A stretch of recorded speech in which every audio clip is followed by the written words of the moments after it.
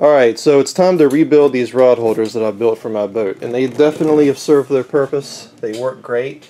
I have them angled out so I can actually troll with these, but I need to add some more rod holders, so this is what I'm going to do. I just have some 1.5" T-fittings, and I'm just going to cut this somewhere down in here, and I got a whole bunch of other stuff. I got some more pipe in case I need it, but what I'm going to do is I'm actually going to keep these because I like how they're angled out, and I'm just going to add these to it. So whenever I troll, I should be able to still use these two and maybe one of those two in the middle and still be able to carry some more rods with me.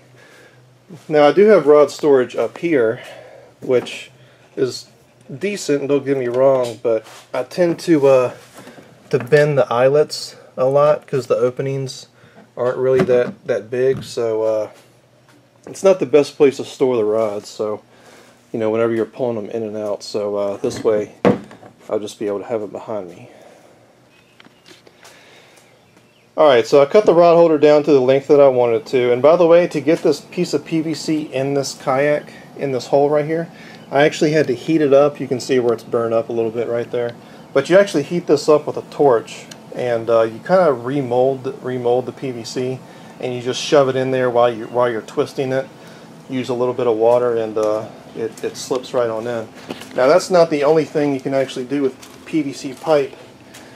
Sorry for the lighting, I'm in the back of my garage, but this front nose skid plate I actually made for my Pro Angler 14, and you can see that the damage that it's taken.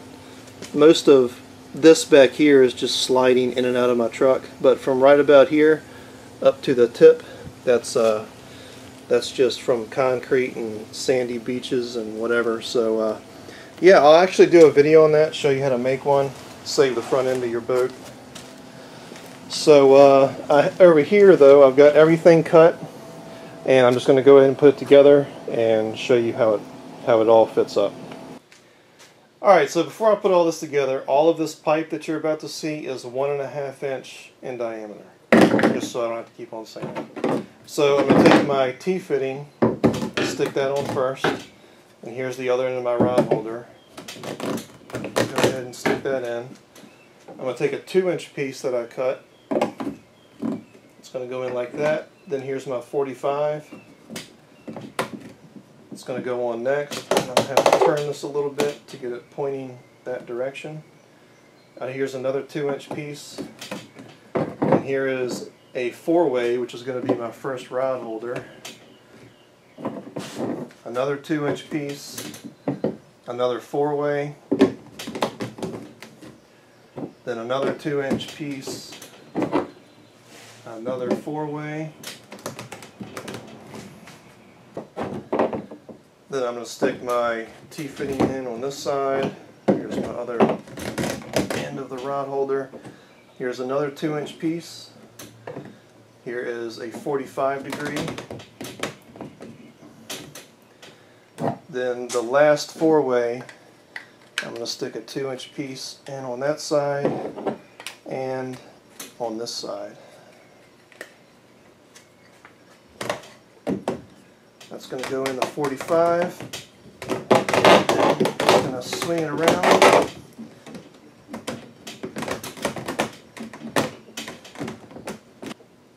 So then what I'm going to do is I'm going to take a drill bit and just drill these pieces right here. Kind of like this, I drilled a hole right here, and then I took the sawzall and just cut 2 straight lines.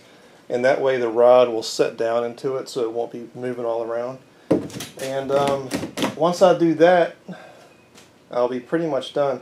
I am going to try and attempt to take this empty can of starting fluid, and I'm going to heat up this piece of PVC pipe and see if I can't push down on it to see if I can flare this out a little bit. I don't really a beer bottle would be perfect, but I don't have one here with me. I wish I did. But anyway, that's pretty much it. It's very simple to do. I think this whole thing cost me, I want to say $30, but I already did have some of this laying around. Alright, so there it is. It's all done. I don't think I need to include me drilling and cutting the things out of the pieces of pipe up here in the video. It's like 100 degrees outside, so I need to go inside and cool off, and I'll probably edit this video. But what I'm going to do, I'm going to cement everything together. I'm going to start off with these four ways first, just so I can get those straight. And then I'll probably cement this side. And then the last thing I will do is cement these pieces, so everything will just basically set in there.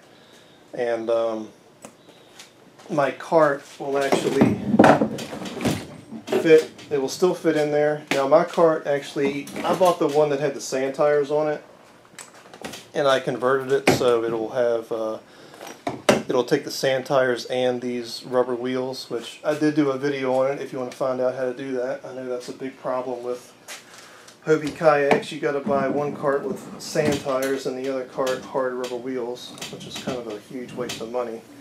But it doesn't quite go all the way down, and the reason I kind of made it that way, you know, these wheels will slip right off, just like that. And this black bag right here holds all the pieces for the wheels, and I can always just throw these in the front hatch if I'm in rough water, so this cart doesn't come flying off.